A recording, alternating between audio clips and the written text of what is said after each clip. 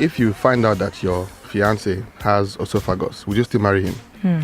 In all sincerity, I wouldn't say yes, I wouldn't say no, because you don't want to get into the marriage and you start fighting and you start getting angry, because the time will come where he's going to need you and you have to just be there for him. So you have to really be sure of what you want to do before going into the marriage. Okay, but what's your fear of him having an esophagus? A lot.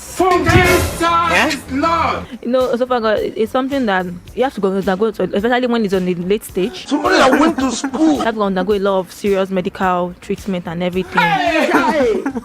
And it may eat up into your own time. And with time, we are just human. We are humans. With time, you just bust out. Okay, I can't take this anymore and everything. And people like, didn't you know before going to the marriage? So. Who is she? To be very realistic, I do not like to lie. I don't know. I will look for you. I will find you. And I will kill you.